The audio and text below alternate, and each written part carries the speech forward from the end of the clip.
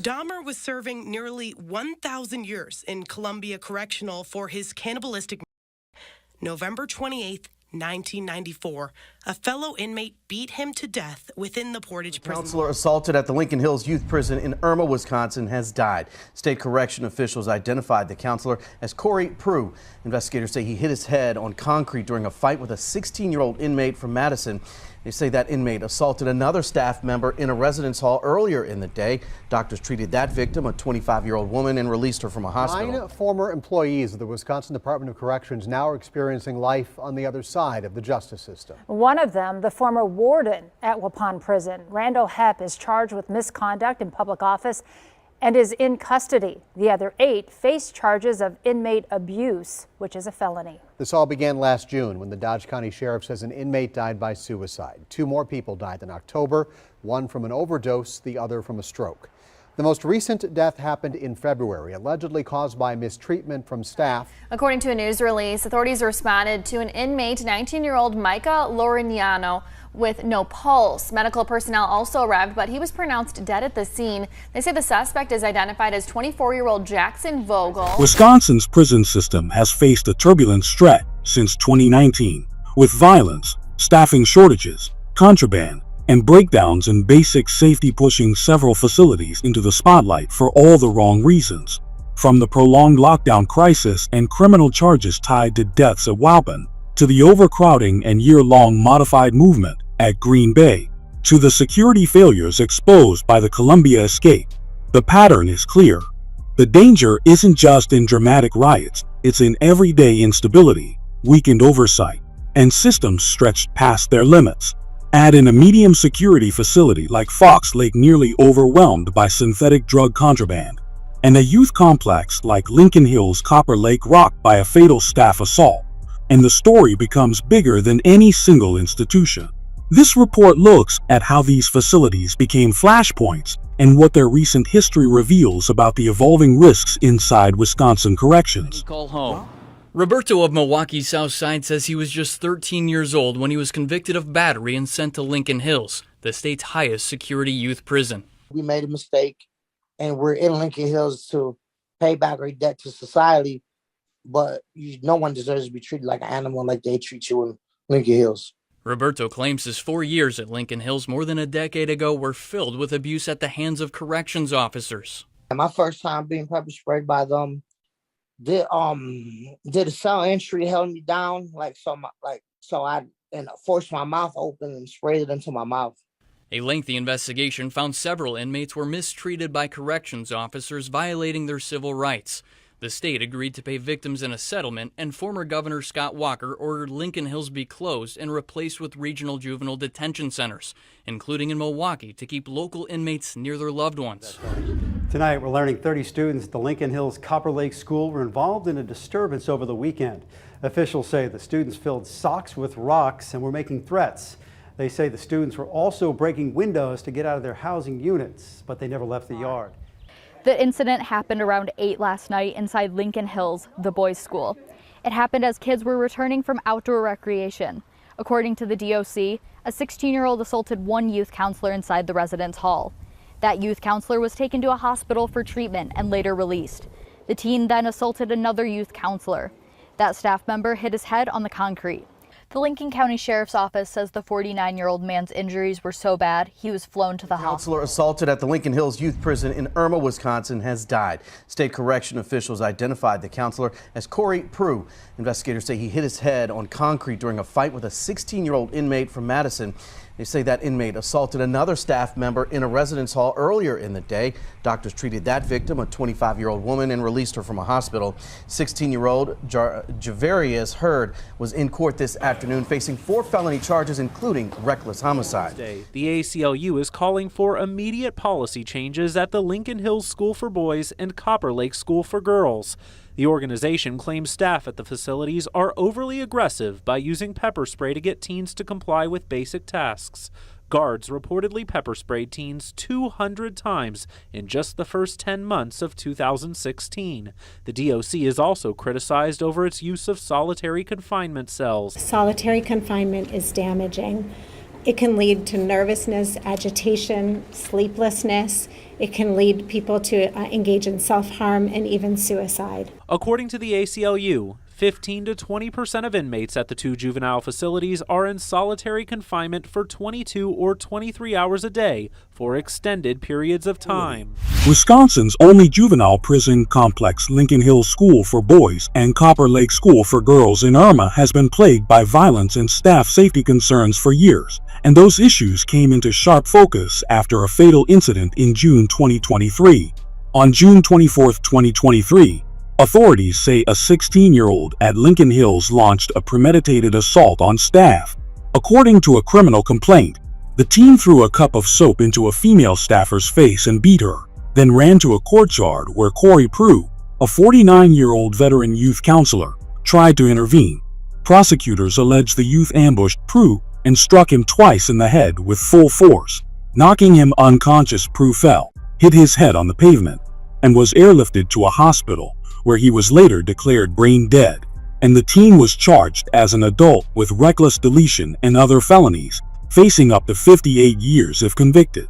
The demise sparked statewide shock and renewed scrutiny of a facility already criticized for abusive conditions and frequent violence, including earlier reports that led to federal involvement and a court-ordered plan pushing toward closure after allegations of excessive pepper spray, unlawful restraints, and youth-on-youth injuries. Although state law had aimed to close Lincoln Hills by 2021, delays left it operating beyond that deadline. Staff accounts in 2024 described ongoing assaults and threats against employees, while administrators pointed to de-escalation training and claimed injury rates had declined. Yet many workers reported feeling more unsafe than ever after Prue's death, an outcome that underscored how volatile the complex remains until meaningful reforms and a long-promised replacement are fully in place. Story in one of Wisconsin state prisons. After 4 inmates' deaths in 2 years, 9 people from the Waupun Correctional Institution are facing criminal charges, including the man who once ran the prison, the warden. After reviewing all the video and medical records at the Waupun Correctional Institution, Dodge County Sheriff Dale Schmidt shared his findings. He was dead in his cell for over 12 hours until they located him the next morning. He outlined them Wednesday. They include not providing necessary medical attention to inmates, not checking on them, or in one case, feeding them. Correctional officers failed to feed the decedent 9 out of 12 meals over a 4-day period. The investigation into the prison came after 4 inmates died between June 2023 and February 2024. The medical examiner determined one was a suicide, one a drug overdose, one a natural death by stroke, and one a homicide based on malnutrition and dehydration. Security staff notified nursing staff that the decedent had not eaten food for a couple of days, was drinking sewage water, and played in the toilet. 9 people, including correctional officers, nurses, and the warden, are now facing felony charges: abuse of residents of penal facilities or misconduct in public office, and in some cases, both. We have an update to a major story that we've been following for months. The former Waupun prison warden, charged in relation to inmate deaths, will not go to prison. Randall Hepp pleaded no contest to a misdemeanor for violating state institution laws. A judge fined him $500. Homicide in connection to an overdose death of an inmate at the Waupun Correctional Institution in 2022. Deputies say she brought in balloons that had inside, which contributed to the inmate's death. Correctional Institution worker pled guilty today to a charge related to bribes he received while working there. According to court documents now, 27-year-old William Homan of Fox Lake received over $50,000 across 125 bribe payments between July of 2022 and September of 2023. The bribes were from inmates, former inmates, and their associates in exchange for smuggling contraband into the prison. And a prison guard rushed to the hospital after an attack at Waupun Correctional Institution. The day was just underway inside the 150-year-old stone walls of Waupun Correctional Institution when the warden says 37-year-old Stuart Ellenson turned on a full-time female dental assistant in the health complex, holding her hostage with crude makeshift prison weapons. Negotiators had to be especially concerned given Ellenson's past. He's serving a life sentence for the 1991 hate crime of a gay man in Douglas County. He stabbed the 27-year-old victim with a 12-inch butcher knife, Sentenced to life in prison, Ellenson had even more time added a few years later for assaulting someone inside Columbia Correctional and was sent here in 2004.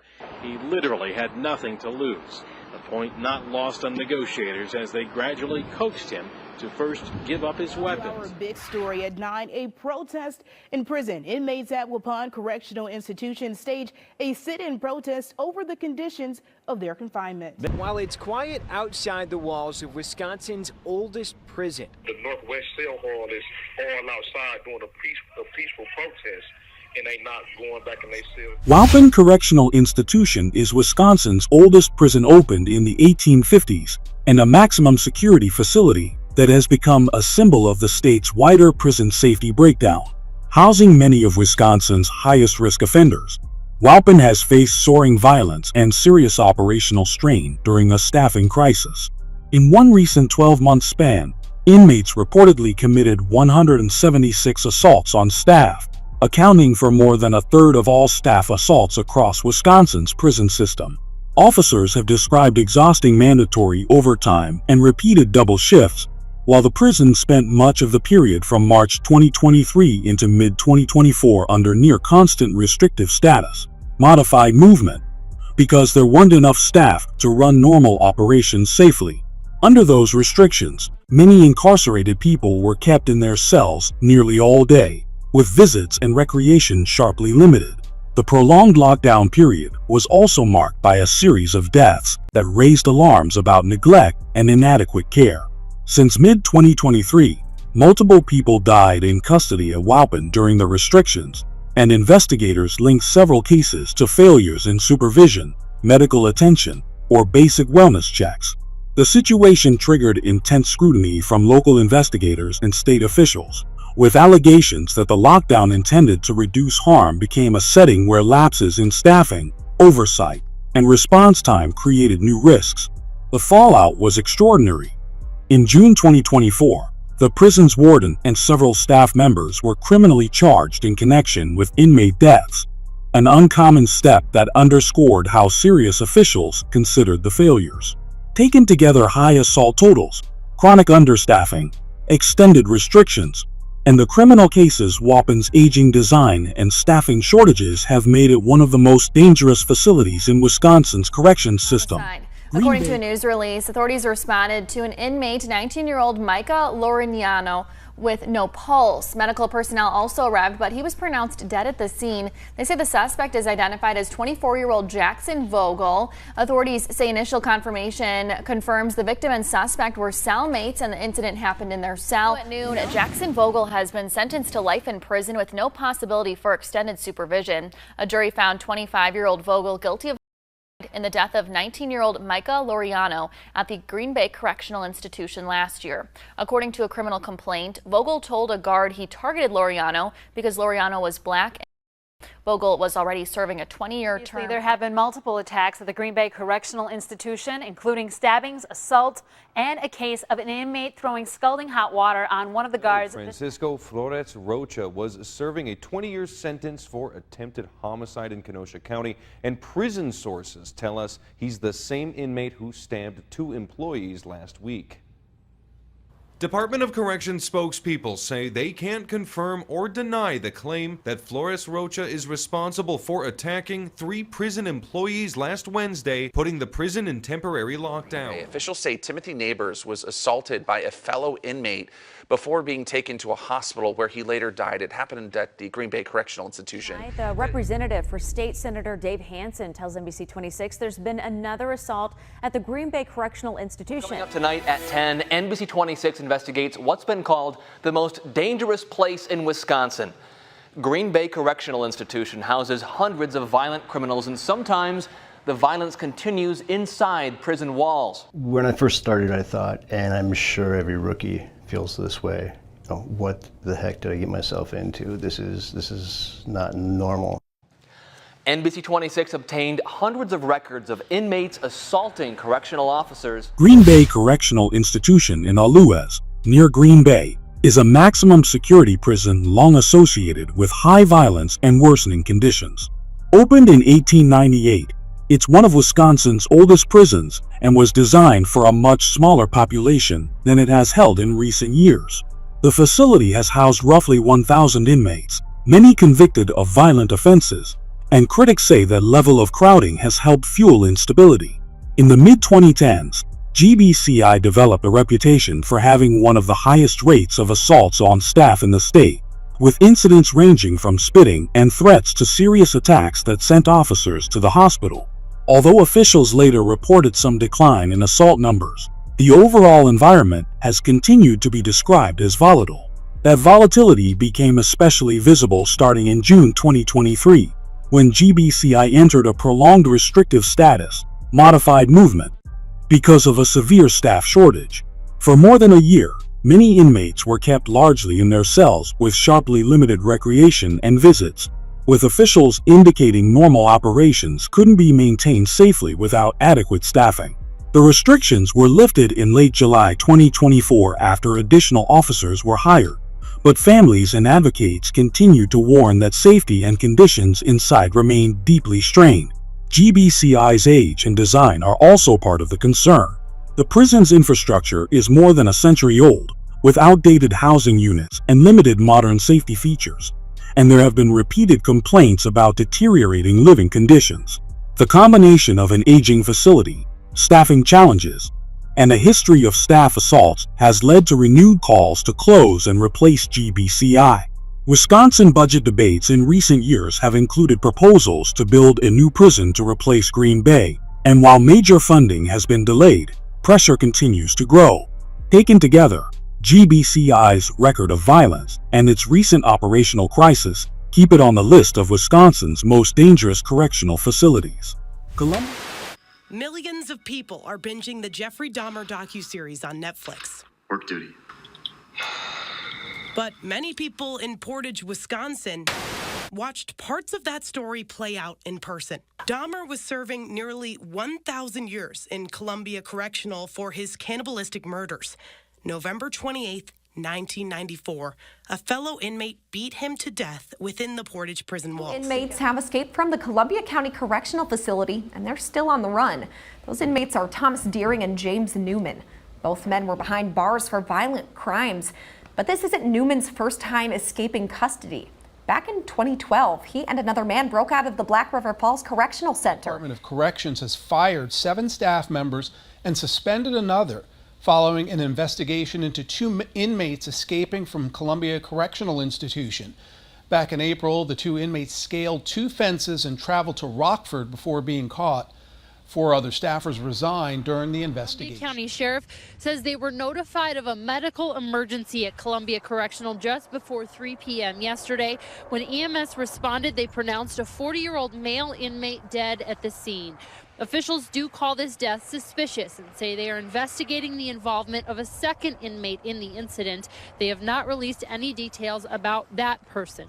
2 of the 3 inmates who overdosed were pronounced dead immediately, and staff members that came in contact with them had to be taken to the hospital.